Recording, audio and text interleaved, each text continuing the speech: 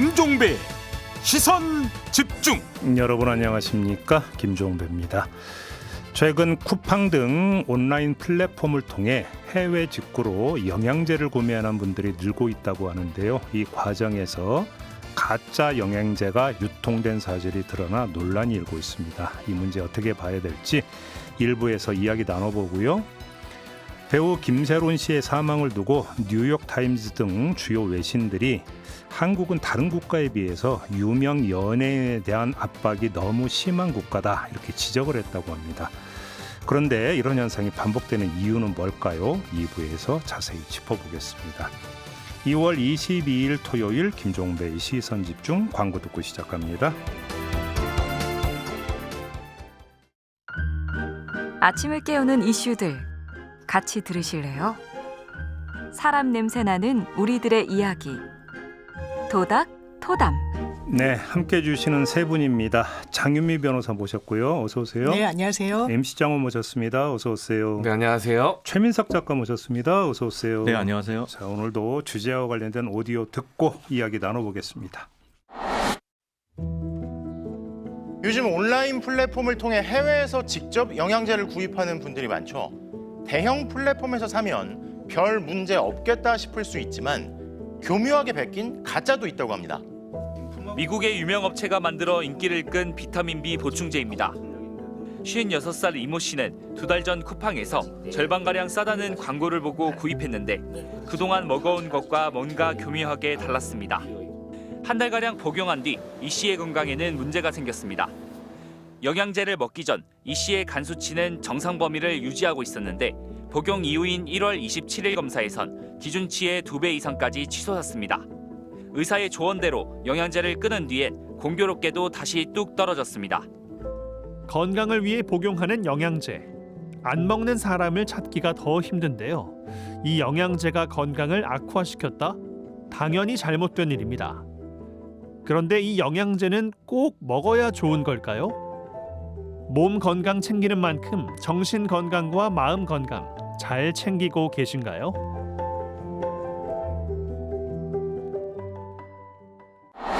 네, 어찌 보면 한편으로는 황당한 뉴스이기도 한데요. 그죠? 네. 건강 챙기려고 영양제 먹었는데 오히려 간 수치가 확 올라갔다. 그랬더라고요. 건강을 해쳤다. 예. 이게 도대체 어떻게 된 일인지 참 의아하기까지 하는데, 일단 이 소식 듣고 어떤 생각들 드셨습니까? 제가 이 보도를 해당 당일날 이제 보도를 때 봤는데요. 이분은 그나마 좀 다행이라는 생각이, 그러니까 이분이 아마 뭐 기저질환 같은 게 있으신 분인가. 그래서 정기적으로 건강 이제 체크를 하다 보니까 어머 간 수치가 왜 이렇게 올랐지? 그러면 이제 변수를 보다가 영양제, 근데 이 영양제 내가 해외에서 직구한 건데, 이러다가 이제 그나마 늦게라도 알게 되셔서 다행인 케이스인데, 요즘 제 주변도 그렇고 저도 그렇고요. 영양제다, 비타민이다, 뭐 루테인이다, 오메가3다 막 이렇게 챙겨 먹거든요. 그래서 저는 그 심정은 충분히 이해가 됐습니다. 또 되게 비싸거든요, 영양제가. 그러니까요. 네. M장은 어떠셨어요? 저는 약 의존도가 상당히 높은 사람으로서 그래요? 제가 보유하고 있는 약들을 다시 한번 좀 점검하게 되고 아니, 네. 멀쩡하고 건강해 보이는데 무슨 약 의존도가 그렇게 높아요? 아니 뭐 저렇게 개인적인 사정이 있어서 네. 제가 하는 채널에서 광고하는 뭐 이 영양제들도 있고 하니까 제가 먹으면서 광고도 해야 되니까 어쩔 수 없이 먹는 것도 있고, 또 먹으면 이게 이제 이 뭔가 플라시보라고 할까요? 왠지 좀 더 좋아지는 것 같은 느낌도 좀 들고, 위약 효과가. 네. 그게 실제로 저희 보통 사람들은 이게 얼마나 효과가 있는지 어떻게 수치화해서 확인할 수 없잖아요. 네. 그러니까 안 먹는 것보다 당연히 낫겠지라는 생각으로 많이 먹게 됩니다. 그런데 이제 이런 가짜들이 있다고 하니까 먹을 때 좀 더 신경 쓰이더라고요. 그래요? 네. 최민석 작가는 어떠셨어요? 저도 일단은 뉴스 듣고 안타까웠는데 인간은 또 본질적으로 자기를 생각하는 존재잖아요. 네. 가진 거 몸뚱이밖에 없는데. 네. 그래서 저도 사실 돌이켜보면 아침에 유산균 먹고 식사하면 종합 비타민, 오메가3, 비오틴 요 세 개가 기본이거든요. 종종 이제 40대 넘어가면서부터 선물이 건강식품으로 들어오기 시작했어요. 그래서 홍삼 같은 거 들어오면 무슨 얘기인지 알아요. 그것도 챙겨 먹고. 그래서 저는 늘 약통을, 휴대용 약통을 들고 다니면서 먹거든요. 거기 막 털어 먹으면 사람들이 어디 많이 아프세요? 이렇게 물어볼 정도로 챙겨 먹기 때문에 야, 여기에 가품이 있다니까 좀 움찔하게 되더라고요. 그래요? 문제스럽게 이제 아주 자연스럽게 자기 고백까지 연결. 우리 장윤미 변호사 많이 드세요? 저 많이 먹고요. 제가 왜냐하면 저희 시아버지가 약사신데 그 누구보다 제가 봤을 때 엄청 건강해요. 술도 진짜 많이 드시는 편이고 뭐 네. 이런데 네. 평생을 그렇게 했는데 왜 이렇게 건강하시고 정정하실까? 여든이 훨씬 넘으셨거든요. 근데 네. 약을 엄청 많이 드셨다는 거예요. 이제 주변 가족들의 얘기를 들으면 이것저것 원래 가풍이 좀 이렇게 건강하신 거 아닐까요? 아니, 그것도 있는 것 같아요. 좀 떡대가 크고 막 이런 것도 있는 것 같은데 그래서 제가 이거 약을 좀 챙겨 먹어야겠다. 그리고 저희 할아버지가 이제 돌아가실 때 의사가 이거는 뭐 영양제는 아닌데 약을 제대로 안 드셔서 되게 이제 악화되셨다는 얘기를 엄청 강조를 했던 적이 있어서 약은 좀 먹어야 되는 거 이런 인식이 되게 강해진 것 같습니다. 그렇군요. 근데 아무튼 이해가 안 되는 게 아니 어떤 성분이 여기에 들어있었기 때문에 이렇게 간 수치가 이렇게까지 올라갈 수 있는 겁니까? 밝혀졌어요 이게? 이게 해외 직구 제품이고 해서 해당 보도 내용을 보면 무슨 성분이 있다는 아닌데 왜냐하면 해외 직구로 영양제 사시는 분들 좀 주변에 물어보면 이렇다는 거예요. 그러니까 국내 영양제보다 가격이 싼 것도 싼 건데 국내는 이제 종합 뭐 비타민제, 종합 영양제 이러면 성분이 너무 많아서 혹시 내가 먹는 거랑 겹치는 거 아니야? 이거 좀 이래서 아주 성분이 명료한 딱 이제 필요한 성분만 딱딱 들어있다라고 이제 해외 직구를 하는 이유 중에 하나는 그것을 이제 말씀하시는 분들이 많아서 아마 그분도 추정컨대 본인한테 필요한 성분이라고 해서 샀지만 그 성분만 들어있던 게 아니지 않을까라고 좀 생각되는 부분은 있습니다. 제가 지금 그거 여쭤보려고 했는데 해외 직구가 왜 이렇게 늘어날까 여쭤보려고 했는데 그런 이유가 그러니까 작동하고 있다고 보세요? 그런 이유가 있다라고 이제 주변에서 말씀하시는 분들이 많고 말씀 주신 김에 정말 해외 직구로 내 주변 사람들이 정말 많이 사 먹나? 이건 수치가 보여주고 있는데요. 이제 통계청에서 국가 통계 포털에서 국내 소비자들의 온라인 쇼핑 해외 직접 구매액 이걸 집계를 내보면 매년 커져요. 2021년도에는 5조 구매였는데 2023년도에는 6조 7천억 원까지 늘거든요. 네. 그런데 저희도 뭐 제 주변도 그렇지만 제일 많이 사는 건 일단 의류, 뭐 패션 관련 소품, 상품 이게 3조 905억 원 정도인데 그 다음이 이 식료품 여기에는 이제 이런 영양제 같은 것도 들어있는데 이게 두 번째로 많은 비중 차지하고 있어요. 해외 직구로 식료품도 그렇게 많이 산다고요? 많이 삽니다. 저도 아까 말씀드린 그 모든 것들을 해외 직구로 아내가 다 사다 주거든요. 네. 여기에 그래요? 플러스 이제 또 중년의 고민은 탈모잖아요. 탈모 샴푸랑 탈모 방지용 스프레이 이것까지 이제 해외 직구로 사는데 특히 그 해외 직구하면 여러 나라가 있지만 웬만하면 미국에서 사요. 미국, 캐나다에서. 그게 말씀하신 것처럼 국내 영양제는 여러 성분이 들어가서 가격이 좀 더 높은데 미국 제품은 딱 그것 위주로 들어가서 네. 배달료를 내더라도 그것만 사는 게 더 싸기 때문에 결국은 가격 매력도 때문에 소비자들이 가격 때문에. 해외 직구를 많이 이용하는 거죠. 그렇구나. 싸서 그래요? 알겠습니다. 아무튼 뭐 이 사례는 좀 저희가 그러니까 짚어봤는데 이것도 좀 한번 좀 보죠.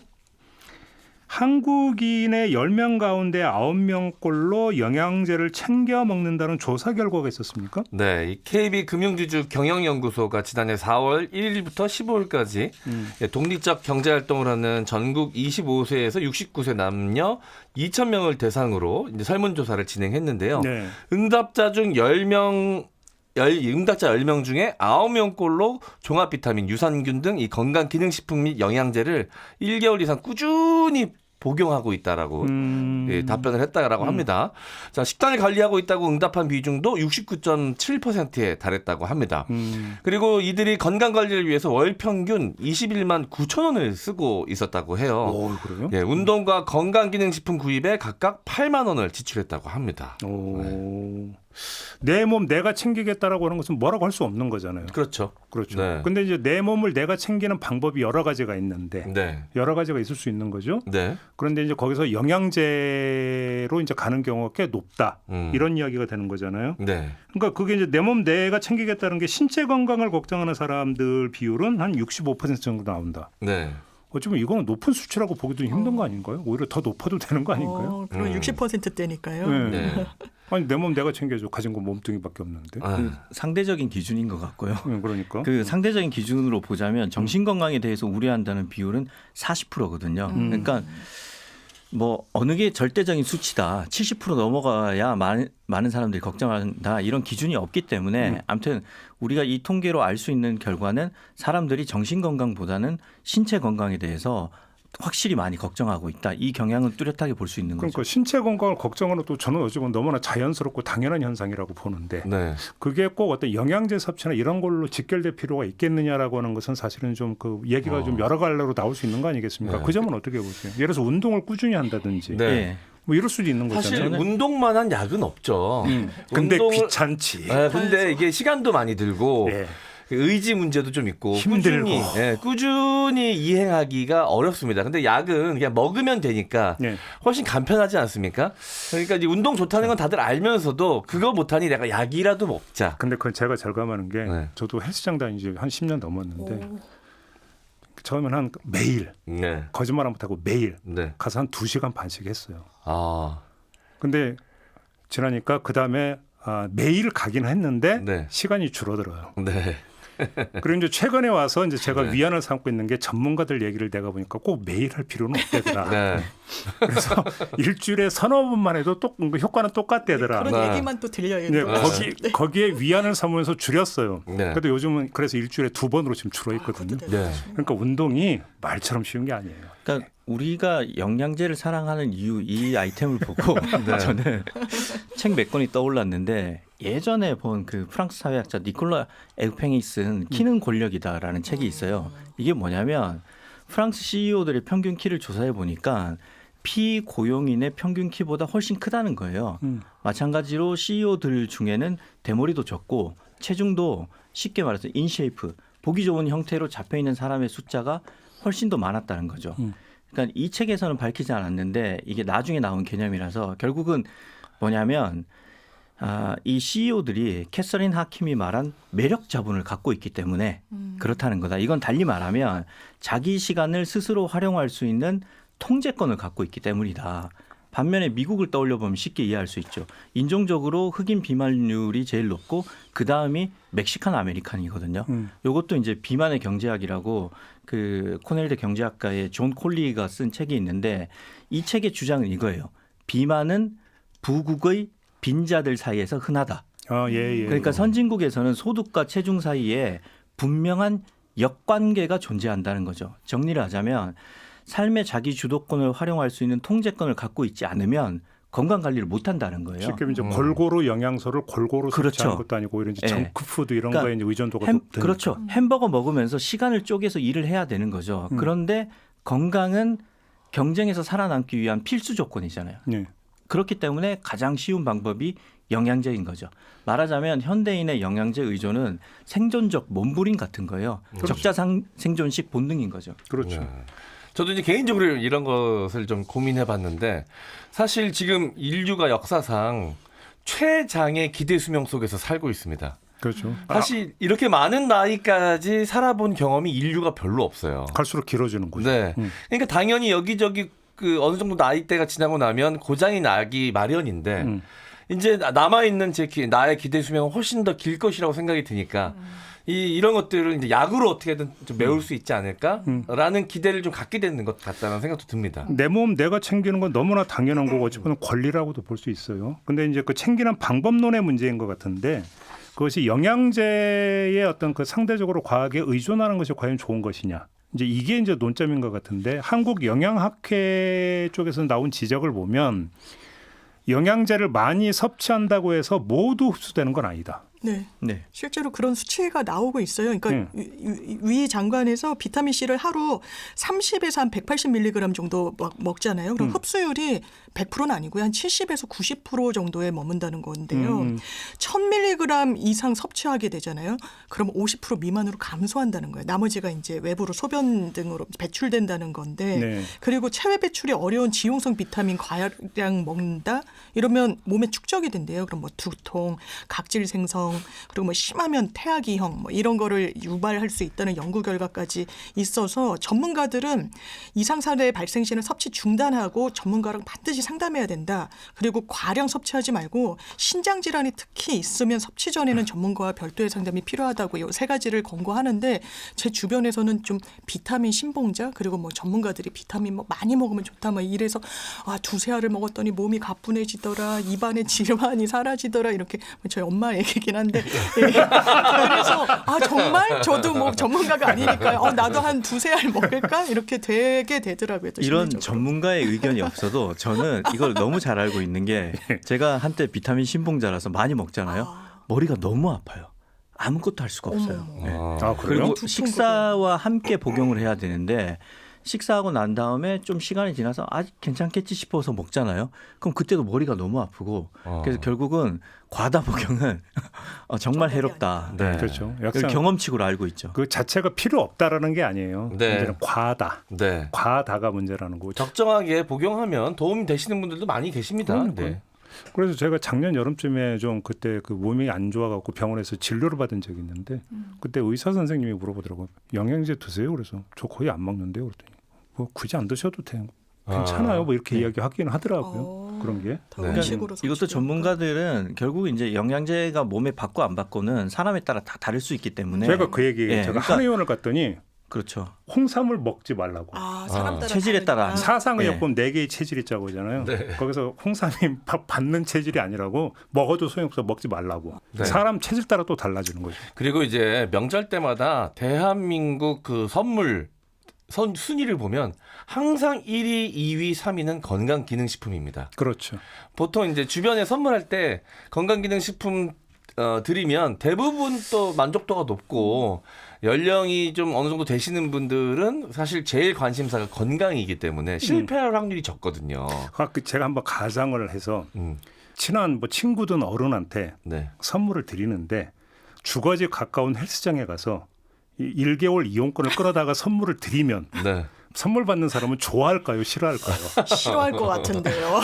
그 혹시 돈 환불이 가능한지 알아보시지 않을까요? 그러니까 환불을 한다면 그게 옛날에 어떤 홍보 담당자가 그 기자들을 초대하면서 홍보 그 선물로 시계 끈만 보냈거든요. 시계는 오면 준다. 그게 효과가 어땠을 것 같아요? 꽤 많은 기자들이 굉장히 불쾌함을 느꼈어요. 오히려. 네, 왜냐하면 완성품이 아니니까. 네. 그러니까 헬스 그 장 이용권은 내가 가서 써야 네. 효용을 누릴 수 있는 거니까 어떻게 보면 시계 끈만 받은 것 같은 거죠. 그러니까 특히 이제 현대에 오면은 어쩌면 이제 어떤 영양 오히려 과다가 문제인 부분들도 있다고 하더라고요. 영양 부족보다 이런 점도 좀 이제 함께 좀 그 고려를 하셔야 될 것 같고 사실은 진리는 평범한 게 있다고 네. 잘 먹고 잘 움직이는 게 사실은 가장 좋은 건강 유지 비결이다. 기본이죠, 기본. 그러니까요. 근데 잘 움직이는 게 쉽지 않다는 게 요즘도 방을 얻더라도 예를 들어서 빌라를 얻더라도 엘리베이터가 있는 빌라냐 없는 빌라냐에서 가격이 달라지는 거 아십니까? 확 달라지죠. 보통 빌라라고 아무리 높아요. 보통 5층 이렇잖아요. 일단 확실한 거는 영양제 먹을 만큼은 확실히 움직이고 있습니다. 꾸준히. 그래요? 네, 그리고 한국 사람들이 확실히 이제 과도한 노동, 스트레스에 좀 시달리는 것 같은 생각도 듭니다. 이 수치를 보면. 네. 근데 한편으로는 어떤 신체 건강에 대해서 그렇게 신경을 쓰는 것은 한편으로는 충분히 좀 이해가 될 수가 있어요. 왜 그러냐면 내가 몸이 안 좋다. 그래서 뭐 아주 그러니까 평범하게 기력이 떨어진다부터 시작을 해가지고 특정하고 어디가 몸이 더 안 좋다라고 돼버리면 그 자체가 어떤 생계 유지 문제라고 연결이 되는 부분들도 있고 일상생활 영역하고 연결이 되는 부분이 있으니까 미리미리 내 몸 챙기자라고 하는 거에 대해서 누구도 뭐라고 할 수가 없죠. 네. 그 부분에 대해서 다만 좀 방법을 좀 더 정교하게 그다음에 경제적으로 한번 생각해 볼 필요는 있지 않을까 싶은 생각이 좀 많이 드네요. 맞습니다. 그렇죠? 그래서 이제 저희가 이제 이야기를 시작하면서 이제 꺼냈던 영양제 해외 직구 그거 같은 이제 사실은 하나의 계기적 사건이고 우리가 지금 어떤가 아마 이 방송을 듣고 계시는 많은 애청자 여러분들도 지금 아마 방을 둘러보고 계실 거예요. 우리 집에 몇 개나 있지? 그죠? 안 먹고 계신 것도 상당히 많을 거예요. 보면 방치되는 것도 있으니까. 그 맞다. 그 유통기한 약도 있습니다. 확인하시고 오래된 거는 반드시 폐기 처분하시고. 근데 그 폐기도 함부로 그냥 함부로 하면 안 됩니다. 안 된다면서요? 화장실에 흘려보내면 안 된다 그러죠. 물이 오염된다고. 그 약품은 따로 폐기하는 방법이 있다고 하더라고요. 네네네. 모아서 인근 병원에 갖다 주는 게 제일 좋은 방법입니다. 병원에서 의약품 처리를 하기 때문에. 별도로 전문적으로 그런 부분이 필요합니다. 근데 건강 보조식품은 의약품은 아니라 그냥 버려도 되나 안 되나 이거 모르겠네. 이건 좀 알아보셔야 될 것 같습니다. 네. 그걸 변기에 흘려보내는 게 제일 안 좋다고 하더라고요. 맞아요. 그러니까요. 네. 또 오늘 얘기 중에 빠진 게 결국 우리가 이제 신체 건강을 많이 신경을 쓰는데 정신 건강에 대해서는 좀 관심을 덜 기울인다. 그런 얘기가 아까 잠깐 있었잖아요. 근데 오기 전에 뉴스 하나를 보니까 올해 20대 우울증 환자가 20만 명이 넘었고 60대 불면증 환자 수치가 최대고 지금 우리나라 우울증 환자로 집계된 수치가 100만 명이다. 역대 최대다 그러더라고요. 왜 이럴까 생각을 해보니까 신체 건강은 눈에 보이잖아요. 그쵸, 당장 바로 체중이 느껴지고. 불고 허리가 아프고 몸 어딘가가 불편한 게 느껴집니다. 그런데 정신 건강은 자기가 무너지기 직전까지는 스스로 느끼기 어렵거든요. 제 개인적인 고백을 좀 하자면 저도 건강검진에서 그 체크하라고 하더라고요. 그걸 체크하고 나서 우울증 진단을 받고 나서도 부인했어요. 내가 왜 진단을 받은 적이 있어요? 네, 내가 왜 우울증 환자야. 그래서 결국은 이제 현명한 아내의 조언으로 상담사를 만나서 상담사가 그러더라고요. 제가 굉장히 심각한 상태라고 전문의로부터 재차 확인을 받고 나서야 인정을 했거든요. 이것처럼 이제 정신 건강은 거의 무너질 때까지 모른 채로 지내는 사람들이 많아요. 그래서 그것도 신경 쓰면서 지내는 그렇죠. 게 바람직하다. 그 말씀 꼭 드리고 싶습니다. 그 폐의약품을 제대로 처리하지 않고 땅에 매립하거나 하수구에 함부로 버리면 이 항생 물질로 인해서 환경오염이 좀 발생할 수 있다라고 합니다. 그래서 이게 주민센터에 가시면 전용 폐기 봉투를 준대요. 아, 거기 봉투가 있어요? 네, 그거 담아서 지역별로 뭐 우체통에 그냥 넣어도 되는 경우도 있고요. 네. 지역마다 이 수거하는 방법이 조금 다르네요. 폐의약품 수거함이 따로 존재하는 그런 지역구도 있고 하니까 지역마다 폐기 방법을 좀 검색하신 후에 폐기하시면 좋을 것 같습니다. M장이 또 재빠르게 고맙습니다. 일단 팁까지 주민센터에 가서 봉지를 받아와야 되고요. 네. 팁까지 챙겨서 알려주셨습니다. 네, 보건소에서도 드리고요. 알겠습니다. 자, 이렇게 첫 번째 주제는 이렇게 마무리하고 두 번째 주제로 이어가겠습니다. 때로는 날카롭게, 때로는 삐딱하게, 그러나 매 순간 섬세하게 시선이 필요한 우리 사회 곳곳을 살펴봅니다. 김종배의 시선집중. 네, 토닥토담 세 분과 함께하고 있습니다. 최민석 작가, MC 장원, 장유미 변호사 세 분과 함께하고 있는데요. 두 번째 주제도 오디오 듣고 이야기 나눠보겠습니다. 생활고로 인해서 카페 알바를 하고 있다. 진정성 있는 자숙을 하는가? 배우 김세론 씨가 어제 서울 성동구 자택에서 숨진 채 발견됐습니다. 배우 김세론 씨의 사망 이후 유명인을 향한 사회의 가혹한 잣대에 대해 비판이 나오고 있습니다. 증오 표출에 가까운 악성 댓글, 악의적인 영상을 만들어 공격을 더 부추긴 유튜버들, 그리고 무분별하게 쏟아진 연예의 기사들까지 결말이 죽음이 될 때까지 누구도 멈추지 않았습니다. 대중의 관심을 발판 삼아 활동하는 연예인. 이들에게 대중은 고위 공직자 수준의 엄격한 잣대를 들이대고 결점이 없어야 한다고 요구합니다. 외신들은 한국의 연예인들이 외모와 행동 모두 완벽해야 한다는 압박에 시달리고 있다고 분석했습니다.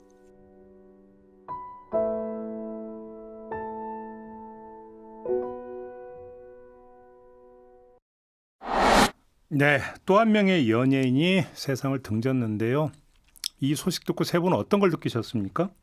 저는 이런 생각이 들더라고요. 어떻게 보면 이게 또 올 것이 왔다. 우리가 이 여배우를 어떻게 다뤄왔는가. 제가 언론 어때에서도 이 이슈를 다루는 걸 봤는데요. 뭐 언론의 접근법도 그렇지만 저도 그걸 또 소비하는 하나의 또 독자였던 것 같아요. 그런데 이런 문제의식이 있어도 그러니까 이거 너무 심한 거 아니야? 뭐 이렇게까지 이러는 거야라고 해도 댓글을 달거나 엄호해주지는 않습니다. 저같이 생각하는 사람이 더 많을 걸 돌아가신 분도 알지 않았을 거라고 헤아렸던 것 같은데 본인은 대단히 고충스럽구나. 그리고 더 나아가서 우리 사회가 뭐 연예인, 뭐 공인, 뭐 정신 이런 걸 다 떠나서 누구나 흠결이 있고 과오가 있고 크든 작든 간에 죄를 지으면서 사는데 그걸 하나씩 들춰내서 다시는 너는 재기하지 못한다라는 신호로 사회에 가 닿아서 이른바 두 번째, 세 번째 기회를 박탈하는 모습으로 인식되는 건 대단히 건강하지 못한 모습이다 이런 생각이 들었습니다.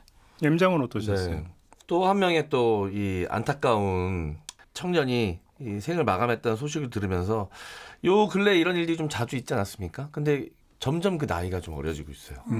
김세론 씨 같은 경우는 진짜 20대 초반에 25살. 네, 초반에서 중반으로 넘어가는 그런 나이였는데 점점 더 어려지고 있구나라는 생각이 좀 들면서 기분이 묘하더라고요. 그래서 저는 저 스스로 좀 다짐했던 게 어느 정도 이 사안이 좀 지나갈 때까지는 관련 기사를 좀 보지 말아야겠다라고 스스로 좀 다짐하긴 했습니다. 네, 너무 감당하기가 좀 힘들더라고요. 왜냐하면 이런 일이 최근에 너무 많았었거든요. 저도 너무 안타까웠고요. 고 김세론 씨의 삶에 행해졌던 대중적인 심판과 언론의 토끼 사냥식 보도가 죽음으로 내몬 것 같아요. 좀 더 확장해서 얘기를 해보자면 우리가 연예인뿐만 아니라 타인의 삶에 대해서 너무 쉽게 재단하는 경향이 우리 사회에 있다. 야, 이런 것은 유명인뿐만 아니라 그냥 인간을 대하는 태도에 대한 문제인데 그런 점들은 한번 점검하고 고쳐야 될 것 같다고 생각을 했습니다. 좀 초점을 좀 그 하나로 맞춰서 얘기를 좀 했으면 좋겠는데요. 외신에서 이제 그런 지적을 많이 했다고 그래요. 한국 연예 산업의 압박이 다른 국가에 비해서 심하다.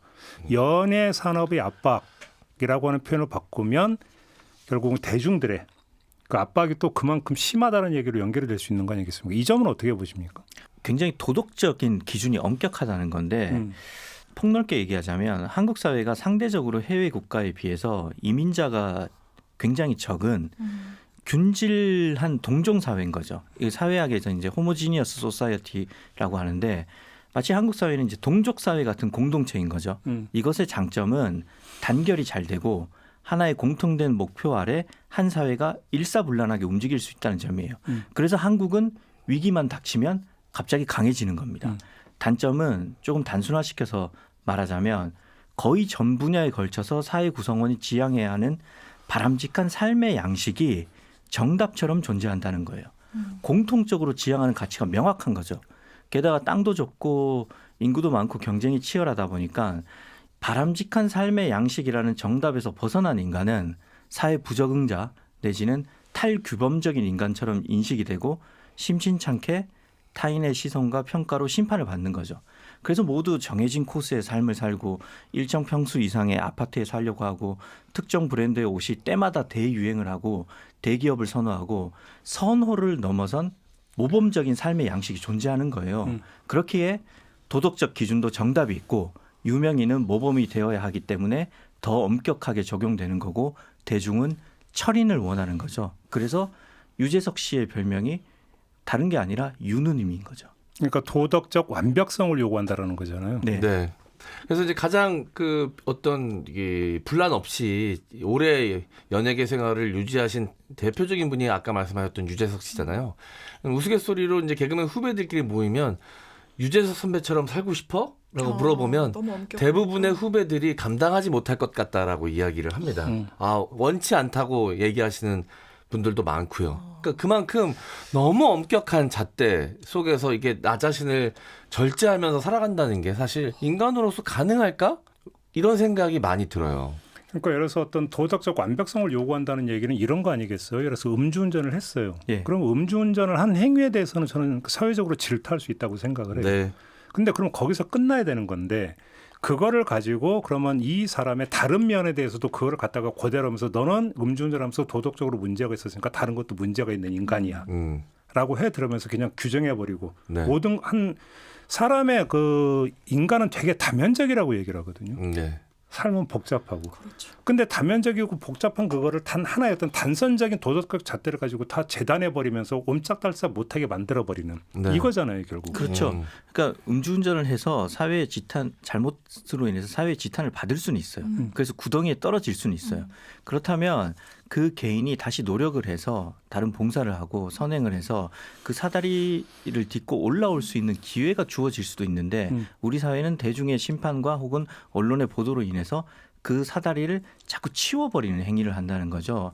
이 서구권과 조금 어쩔 수 없이 비교를 해서 보자면 그 서구권에서는 세컨드 찬스라는 표현을 씁니다. 그 실리콘밸리 같은 경우에는 기업가가 한두 번 실패하는 건 흔한 일이고 오히려 실패를 통해서 배운 경험이 경영자의 성장을 이끌어내고 그래서 더 나은 도전을 할 수 있다고 여기는 거예요. 연예계로 돌아오자면 유명한 배우 있죠. 아이언맨, 로버트 다우 주니어, 네, 다우니 주니어. 다우니 주니어는 이제 약물 문제로 힘든 시기를 겪었지만 재활과 반성을 거쳐서 다시 정상에 섰고 또 잉글랜드 축구 선수 지금은 감독을 하는 웨인 루니도 여러 사고를 쳤었거든요. 그렇지만 반성과 사회봉사를 통해서 스스로 명예를 회복하고 지도자 커리어도 이어가고 있어요. 다시 이제 음주운전 얘기로 돌아오자면 이건 잘못된 겁니다. 심지어 서구권은 우리나라보다 처벌은 더 강해요. 단속은 관대한데 처벌은 강합니다.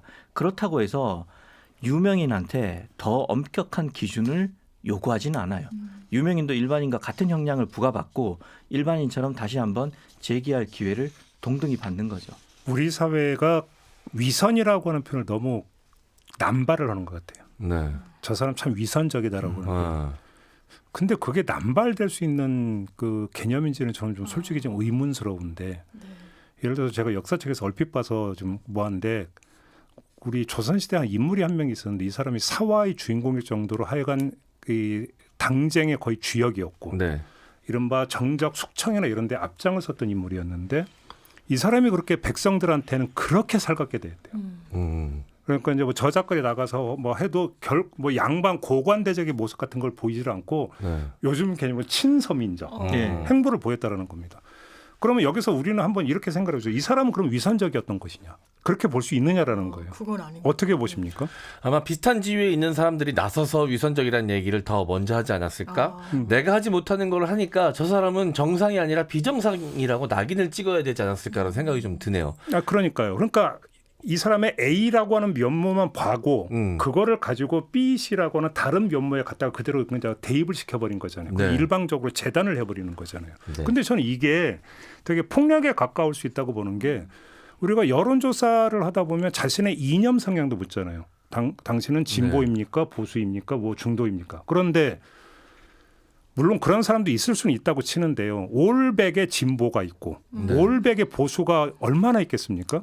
예를 들어서 남북 문제에 대해서는 되게 보수적이지만 노동 문제에 대해서는 진보적인 시각을 가질 수 있어요. 환경 문제에 대해서는 되게 진보적이지만 예를 들어서 어떤 그 다른 문제에 대해서는 보수적일 수 있어요. 사람의 어떤 사고라고는 그렇게 되게 다면적인 거거든요. 그런데 너는 왜 여기서는 진보적인 입장을 보이는데 여기서 지금 보수적인 입장을 보여? 그래서 넌 위선적이야. 이 얘기가 성립이 되냐라는 거예요. 그러니까 그게 대단히 폭력적이라는 생각이 좀 드는 게 자기가 기대했던 뭐 특정 인물들, 유명인들이 그럴 대상이 될 경우가 많죠. 나는 A라고 계속 쭉 생각했는데 이를테면 진보주의자로 생각했는데 내지는 뭐 보수주의자로 생각했는데 뭘 지향한다고 생각했는데 다른 면이 있네. 내가 봤을 때 이게 상치되는 것 같은데 그때 넌 위선자야. 너는 틀렸어. 우리한테 가짜 모습을 보여준 거야. 그렇게 단편적으로 인생도 그렇고 사람도 그렇고 그렇게 단순한 존재들이 아닌데 이거를 대단히 어떻게 보면 획일적이고 그래서 당사자한테는 좀 폭력적인 방향으로 사고하는 게 우리 사회에 대단히 많지 않나라는 생각이 듭니다. 그런데 위선이라고 하는 표현은 동일한 어떤 주제의 동일한 사안에 대해서 그때그때 다른 모습을 볼 때는 위선적이라는 말이 성립이 될 수가 있죠. 그건 성립이 될 수 있는데 A라고 하는 영역에서 보여주는 모습과 B라고 하는 다른 영역에서 보여주는 걸 가지고 위선적인 이 얘기가 성립이 될 수 없다라는 거죠. 그렇게 놓고 본다면. 근데 너무 위선적이라고 하는 말을 쉽게 쓴다. 그런 점에서. 그러면서 도덕적 규탄을 해버린다. 라는 생각이 좀 많이 드는 거죠. 그 사람이 갖고 있는 여러 가지 면모를 좀 다양하게 입체적으로 바라보면서 따로따로 분리해서 좀 평가도 하고 이해할 필요가 있는데 우리가 좀 그런 능력이 부족한 것 같다라고 느끼는 게 김세론 씨 같은 경우도 음주운전으로 처벌을 받았고 또 그거에 따른 뭐 경제적인 책임도 지셨습니다. 그거에 대해서는 이후에도 뭐 이야기가 나올 수 있지만 그 외에 다른 일반적인 본인이 사람으로서 누릴 수 있는 일반적인 생활의 모습까지도 거기에 동일한 음주운전 잣대를 들이대면서 음주운전 전과가 있는 사람이 어떻게 이렇게 뭐 카페에서 알바를 할 수가 있느냐, 친구들과 모여서 모임을 가질 수가 있느냐 이런 식으로 잣대를 들이대거든요. 아무것도 하지 말라는 투예요. 보면 사람이 어떻게 이렇게 살아갈 수가 있겠습니까? 사람의 면은 다양하고 그 안에 우주와 같은 다양한 가능성이 있는 거고 사람의 생각도 다양한 거고 그 사람의 삶이 써내려온 이야기도 다양한데 저는 한국 사회가 어떻게 보면 이런 표현을 써도 되는지 모르겠지만 정답 사회라는 생각이 들어요. 뚜렷한 정답이 존재하는 사회. 그래서 사회가 기대하는 정답치에 가까이 도달하지 못했다. 그러면 도덕적인 심판을 받게 되고 엄격한 평가를 받게 되는 거죠. 결국은 그 사회가 원했던 특정인들의 행동이 있는 것 같아요. 그러니까 사과도 정답이라는 프로토콜이 존재합니다. 원칙이 있어요. 3원칙. 예. 그걸 지키지 않으면 진정한 사과를 하지 않았다고 생각하는 거죠. 그래서 이런 거의 모든 것에 대해서 규범이 존재하고 정답이 존재하는 거는 결국은 우리 자신을 살아가는데 옥죄이는 거라고 생각을 해요. 또 한 가지의 카테고리는 사법적으로 네. 계획 범행이냐 과실 범행이냐에 따라서 다르죠. 이게 네. 다르잖아요. 맞아요. 그러면 사람의 행위가 그러니까 물론 행위가 근데 잘못된 행위는 맞아요. 네. 근데 이게 의도적으로 그러니까 저지른 행위냐 네. 아니면 실수의 범죄에서 발생한 행위냐에 따라서 그렇죠.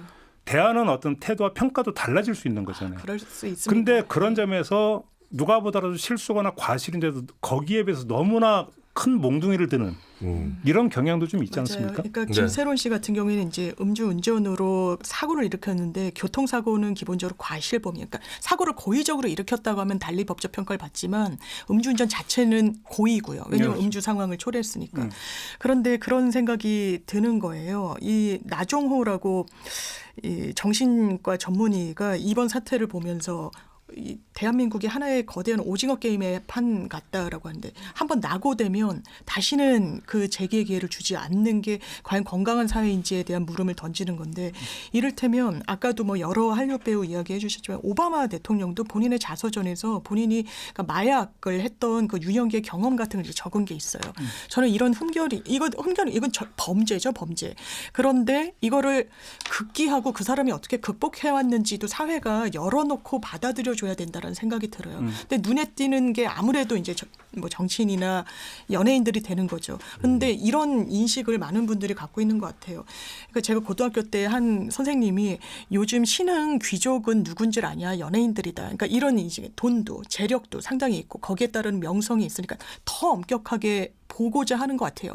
그러니까 이렇게 많은 걸 누리면서 이런 거 하나 제대로 못 지켜라고 하면서 그걸 끝까지 낙인 찍는 부분들. 근데 거기에는 참 동의하기가 어려운 거죠. 그러니까 아까 오바마 대통령 얘기 나와서 전 대통령 얘기 나와서 이제 민주당이니까 공화당 출신의 조지 W 부시도 젊은 시절에 마약 중독자였었거든요. 그런 시절이 있었는데 미국에서 가장 되기 힘든 자리가 대통령인데 그런 자리에도 세컨드 찬스가 주어지는 거죠. 네. 이 유명인들을 바라보는 대중의 마음은 좀 여러 가지 복잡한 심경이 좀 있는 것 같아요. 동경하지만 그 동경 속에는 질투도 섞여 있습니다. 유명한 사람들, 특히나 연예인들 같은 경우는 굉장히 쉽게 돈 번다라는 생각이 기저에 좀 깔려 있어요. 그러니까 그거에 대한 뭔가 사회적 불평등을 내가 당하고 있는 것 같은 느낌도 그 안에 좀 녹아 들어가져 있거든요. 잘 될 때는 막 동경하고 추앙하고 박수 쳐주지만 아주 조금의 흠결이 발견되면 언제 그랬냐는 듯 180도 이 분위기가 바뀌어서 마구 경시하고 무시하고 막 어떻게든 나락을 보내려고 다 같이 이렇게 으쌰으쌰 하는 분위기가 느껴질 때면 좀 소름 끼칠 때가 있습니다. 그래서 저도 약간 공개된 삶을 사는 이제 유튜브를 운영하는 사람 입장으로서 늘 생각하거든요. 언제든 내 의지와는 달리 나락을 갈 수 있다. 그러니까 이게 이제 이 맥락에서 나오는 현상이 연예인들의 이제 과거사를 파헤치는 현상. 파묘 현상이라고 파묘라고 파묘라고 합니까? 네. 이게 그러니까 원래 파묘는 그 묘를 옮기거나 고쳐 묻기 위해서 일단 무덤을 파내는 거잖아요. 쉽게 말해서 묻은 거를 다시 파헤친다는 건데 영화 파묘가 인기를 끌면서 이게 엉뚱하게 쓰이고 있는 거예요. 옛날에는 넘어갔던 연예인의 발언이나 뭐 유명인의 행동을 네티즌들이 하나하나 파헤쳐서 여론의 수면 위로 끌어올리는 건데 이렇게 파묘가 된 연예인이나 사건을 두고 예전에는 네티즌 수사대에 걸렸다 이런 표현을 썼는데 요즘에는 시간 빌 게이츠에게 걸렸다 뭐 이런 표현을 또 쓰기도 하더라고요. 그러니까 이걸 좀 악의적으로 소비하고 소모하고 거기에 편승해서 돈을 버는 사람들도 있어서 더 이게 악화일로를 겪는 것 같아요. 이를테면 한 유튜버가 대단히 악의적으로 이 이슈를 다뤘다. 김세론 씨 관련해가지고. 그래서 공격을 좀 받으니까 나는 오히려 복귀를 도우려고 했다. 나에 대해서 비판하는 건 악의적 프레임이다라고 하는데요. 지금 이 문제는 한번 점검이 필요한 것 같아서 한국 연예인 자살 예방협회에서는 이런 부분과 관련해서 악플다한 사람들, 악성 유튜버들 법적 대응하겠다고 또 예고해놓기도 했습니다. 근데 저는 그런 생각이 종종 들어요. 그러니까 그 악플을 달거나 저는 이번에 언론도 마찬가지였다고 보는데 그러면서 자신은 정말 떳떳하다고 생각한 사람이 얼마나 있을 거라는 생각을 한번 해봤거든요. 아마 나에게도 있는 그런 단점이 타인에게도 보일 때 사람은 더 공격적이 되는 것 같아요. 그래요?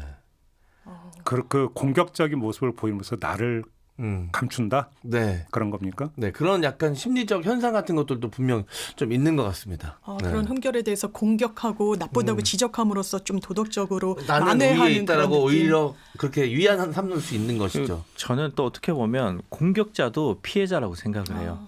그러니까 아까 뭐 정답이 존재하는 사회, 뭐 입시를 얘기하자면 요즘 이제 의치 한약수 이렇게 표현을 해요. 의대, 치대, 한의대, 약대, 수의대. 그러니까 문과도 지원을 할 수 있으니까 사실상 1차적으로 다 의치 한약수를 지향하는 거예요.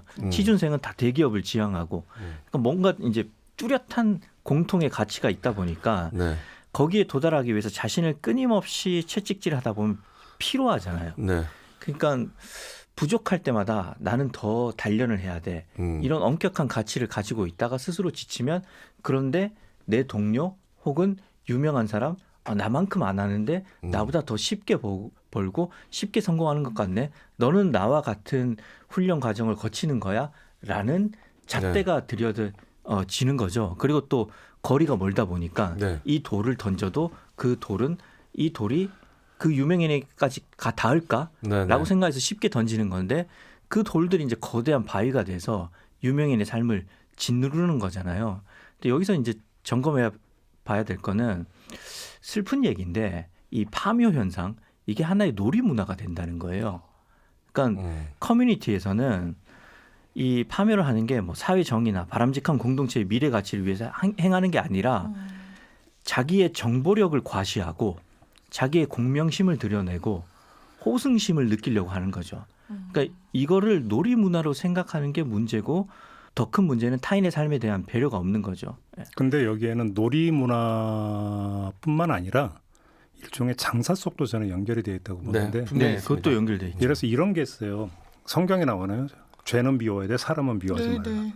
그런데 왜 이게 안 지켜지느냐? 왜 자꾸 그러면 사람을 자꾸 공격하느냐? 그게 잘 팔리거든요. 그다음에 그게 임팩트가 훨씬 더 강하거든요. 자, 이 사람이 이러한 짓을 했습니다보다 얘는 이런 애예요.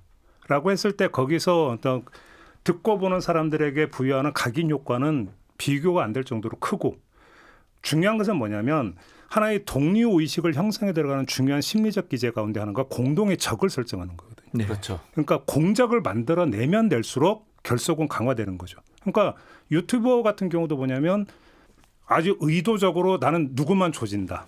이런 거 있죠. 그 사람이 정말로 그러니까 암적인 존재여서 뭐 이렇게 이야기를 하겠죠. 근데 그것 자체가 하나의 그것도 비즈니스적인 심리가 깔렸다는 거예요. 자, 그래서 얘는 하면은 얘 반대하고 별로 안 좋게 하는 사람을 모여들게 만드는 중요한 이게 돼버린다라는 것이죠. 이렇게 되다 보니까 트럼프의 선거 전략이었죠. 그러니까요. 그러니까 자꾸 사람에 대해서 낙인 찍기로 가느려고 하는 부분들이 그렇게 폭주를 하는 부분들에는 일정하게 장사 속도 작용을 한다. 이 점을 부인할 수가 없고 특히나 SNS에서는 더더군다나 그렇다. 제가 유튜브를 운영을 하다 보니까 참 신기한 게 선한 이슈에는 그렇게 사람이 보이지 않습니다. 반응을 별로 하지 않아요. 그런데 의도치 않게 부정적 이슈가 수면 위로 올라오면 반응을 엄청나게 보입니다. 근데 그 부정적 이슈가 사안이냐 사람이냐에 따라서 또 다르다라는 또 다르죠. 그러니까 사람인 경우에는 진짜 속된 말로 죽기 전까지 이용할 수 있습니다. 그 사람을 적으로 설정하면 사안은 지나가기 마련이거든요. 근데 그 사람은 계속해서 존재하잖아요. 그렇죠. 그러니까 누군가 그 사람을 적으로 낙인 찍고 그 사람과 싸워서 우리가 이겨야 된다라고 목표를 설정하면 거기에 동의되는 사람은 끝까지 나와 함께 가게 되는 겁니다. 그럼 그게 돈이 되고 수익이 되죠. 그런 게 사실은 정치 영역이나 이런 데서도 공이 나타나고 있다. 결국은 낙인 찍기 문화. 공개적으로 쟤하고는 어울리지 마. 쟤는 나쁜 사람이야. 어울리면 안 되는 사람이야 라고 하는 것을 낙인을 찍는다는 것은 거꾸로 어울릴 사람들은 우리들이야 라고 하는 것들을 테두리를 짓는 거거든요. 그래서 거기서 어떤 그것이 상대한테 그러니까 미치는 영향이 어느 정도인지는 고려하지 않고 나에게 돌아올 수 있는 이익을 먼저 생각하는 거기서 이걸 이겨낼 수 있는 사람은 그렇게 많지는 않다. 이 점도 함께 말씀을 드려야 될 것 같고요. 그러다 보니까 불행한 일이 반복되는 거 아니냐. 이 말씀까지 드리도록 하고요. 이제 마무리를 좀 해야 될 것 같은데 아쉽지만 지금까지 토닥토담을 함께 해주셨던 최민석 작가가 오늘로 끝입니다. 여러분들과 좀 이별을 고하기로 했는데요. 한 말씀 하셔야죠. 소설가로서 문학 공부를 좀 더 해봐야겠다는 생각이 들어서 다시 학생이 됐고요. 그래서 당분간 공부에 힘쓸 생각입니다. 제가 돌이켜 보니까 토담토담을 15개월 했더라고요. 그동안 부족한 사람의 이야기를 들어주셔서 지금 발음도 부족하잖아요. 정말 감사했고요. 목이 메이신 걸로 알고 있습니다. 혹시 제 말로 인해서 상처받으신 분이 있다면 지금 사과드리고요. 그리고 잘 들어주신 청취자 여러분께 정말 감사드리고요. 제 자리에 앞으로 누가 오더라도 저보다 더 훌륭할 테니까 그건 당연한 얘기니까 앞으로도 토담토담 많이 사랑해 주시길 바랍니다. 토닥토담. 네, 토닥토담. 죄송합니다. 이렇게 부족합니다. 네. 부족한 모습 남기고 떠나네요. 알겠습니다. 그동안 고생 많이 하셨고요. 또 감사드리겠습니다. 고맙습니다. 네, 늘 행복하시기 바라고 네, 두 분께도 감사의 말씀 드리겠습니다. 네. 토닥토담. 네. 자, 오늘 이렇게 마무리하겠습니다. 네, 김종배의 시선집중 오늘 준비한 이야기는 여기까지입니다. 물러가고요. 내일 아침에 다시 인사드리겠습니다. 고맙습니다.